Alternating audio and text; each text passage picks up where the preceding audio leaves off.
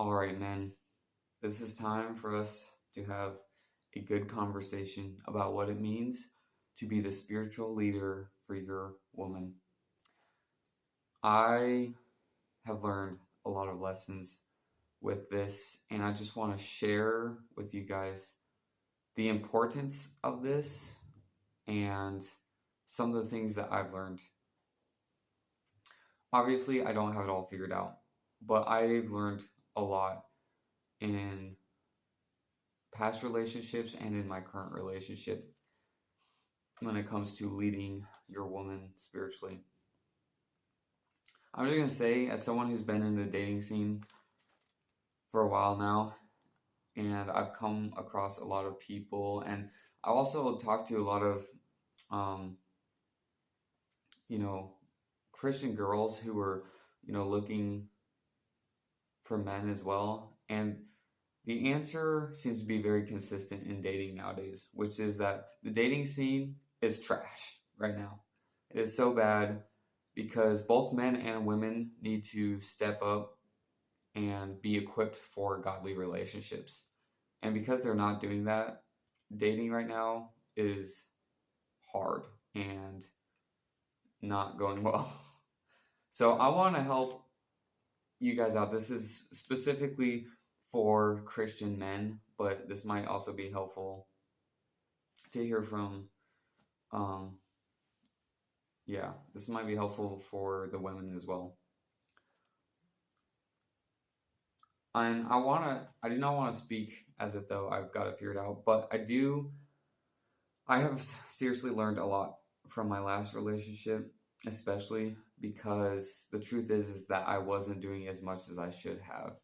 And because of that, the consequences were not so good. There's a lot of things that failed in that relationship because I wasn't stepping up to the plate. And so I wanted to take accountability of that and not let that happen again. Men are called to be the head of their wives. Men are called to be the leaders in the relationship. This is the design of a godly relationship. And so basically, I want to share with you some things that I've learned and things that you should know. I want to hear me out on this. This is one of the most important things that I can share with you, which is that I think there's this expectation of if you are going to be the spiritual leader of your woman, then you have to know more about the Bible to lead them. It is helpful, but that is not necessarily true. Men do not have to have more Bible knowledge than their women to be able to lead them spiritually. That sounds controversial, but let me explain. The emphasis is not just, even though Bible knowledge is important and the men should desire to know the Bible so that they're better equipped to lead their women, the emphasis on leading someone spiritually is not placed just on Bible knowledge alone. Instead, it is the time, energy, and effort that it takes to wash them with the word. This is in Ephesians 5:26. Pray for her and encourage her faith, her walk with Jesus. Those are the important things that the men need to be doing. You don't have to know the Bible more to do those things. You just have to make the commitment to the Word of God and to God every day, and to your wife, your girlfriend, whatever, to do those things with them so that you guys are centered on God in the relationship. And I can tell you from personal experience in my current situation, my girlfriend has been a Christian a lot longer than I have. There are definitely some things that she could probably school me on when it comes to Bible knowledge. We both know a lot about the Bible, but I guarantee you that there are some things that she would probably know more than I would because she's been studying it a lot longer than I have. But what that doesn't mean is that she should lead the relationship, that she should lead the relationship when it comes to growing closer to God. That is still my job. That's still what I should do as the man in the relationship. And that is so important. And so I know that sometimes it can be kind of an insecurity. Because say your woman says something that is truly just really, really good. It can spike the men's ego and be like, well, now I have to go and find something better to outdo what she was saying. Like, you feel like you have to be smarter than them. And that's not necessarily true. It takes humility and submission to Christ and submission to each other. And as long as you do those things, because if you think about it, Jesus demonstrates to us that the word and prayer that relationship with him is daily bread. Think about why that's so significant. First of all, daily bread, as in it should be done every day. But also, bread is the daily bread that Jesus gives us is the spiritual nutrition that we need. Romans 8:5 says this, 8:5-6. For those who are according to the flesh set their minds on the things of the flesh, but those who are according to the Spirit set their minds on the things of the Spirit. For the mindset on the flesh is death, but the mindset on the Spirit is life and peace. It is so important to take in the word and prayer daily because it is truly our spiritual nutrition. And so if you do the things that you should be doing, like prayer, spending time in the word, then you are feeding yourself spiritually and living the way that you should.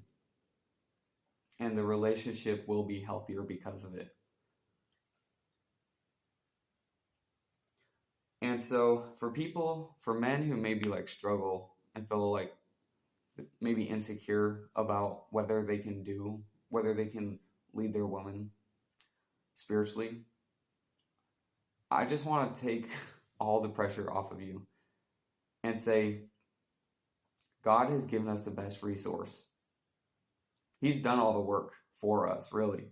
Because think about it. The man is the head of the woman, but Christ is the head of man and the church.